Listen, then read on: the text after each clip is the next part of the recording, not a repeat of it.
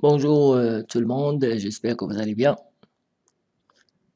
Bonjour mes chers élèves, partout dans le monde. Voilà, je vais vous présenter Le plaisir de la lecture, Le Petit Prince, conte poétique et philosophique de l'auteur français Antoine de Saint-Exupéry. Chapitre 2.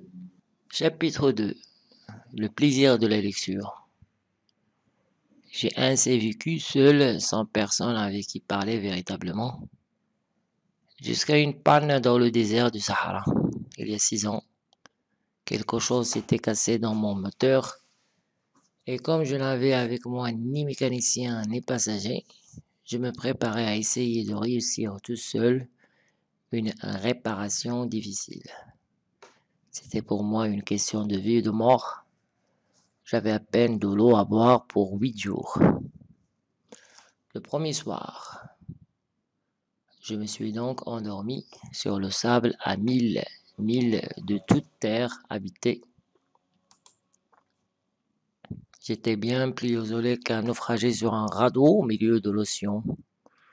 Alors, vous imaginez ma surprise au lever du jour quand une drôle de petite voix m'a réveillé et il disait: S'il vous plaît, dessine-moi un mouton. Hein? Dessine-moi un mouton.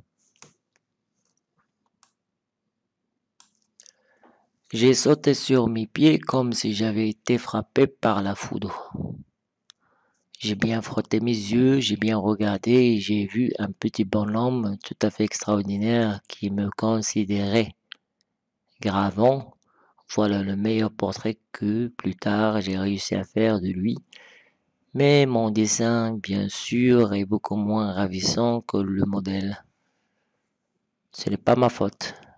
J'avais été découragé dans ma carrière de peintre par les grandes personnes à l'âge de 6 ans et je n'avais rien appris à dessiner, sauf les bois fermés et le bois ouvert. Je regardais donc cette apparition avec des yeux tout ronds d'étonnement. N'oubliez pas que je me trouvais à 1000 milles de toute région habitée.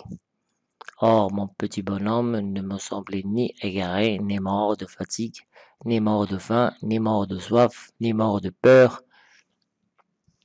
Il n'avait en rien l'apparence d'un enfant perdu au milieu du désert, à 1000 milles de toute région habitée.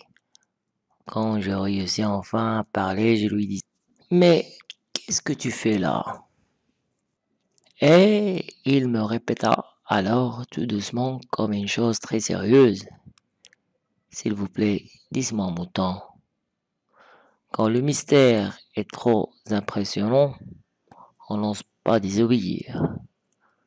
Aussi absurde que cela me sembla, à 1000 milles de tous les endroits habités et en danger de mort, je sortis de ma poche une feuille de papier et un stylographe. Mais je me rappelais alors que j'avais surtout étudié la géographie, l'histoire, le calcul et la grammaire, et j'ai dit au petit bonhomme, avec un peu de mauvaise humeur, que je ne savais pas dessiner. Il me répondit: Ça ne fait rien, dessine-moi un mouton. Comme je n'avais jamais dessiné un mouton, je refais pour lui l'un des deux seuls dessins dont j'étais capable, celui du bois fermé, et j'ai fait stupéfait d'entendre le petit bonhomme me répondre: Non, non, je ne veux pas d'un éléphant dans un bois. Un bois, c'est très dangereux, et un éléphant, c'est très encombrant. Chez moi, c'est tout petit. J'ai besoin d'un mouton. Dessine-moi un mouton. Alors, j'ai dessiné. Il regarda attentivement, puis, non, celui-là est déjà très malade. Faisons un autre. J'ai dessiné. Mon ami sourit gentiment avec indulgence. Tu vois bien, ce n'est pas un mouton, c'est un bélier. Il a des cornes. Je refais donc encore mon dessin. Mais il fut refusé comme les précédents. Celui-là est trop vieux. Je veux un mouton qui vive longtemps. Alors, faute de patience, comme j'avais hâte de commencer le démontage de mon moteur, j'ai griffonné ce dessin-ci et j'ai lancé. Ça, c'est la caisse. Le mouton que tu veux est dedans, mais je fus bien surpris de voir s'illuminer le visage de mon jeune juge.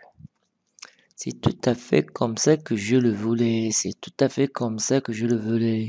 Crois-tu qu'il faille beaucoup d'herbe à ce mouton? Pourquoi? Parce que chez moi, c'est tout petit.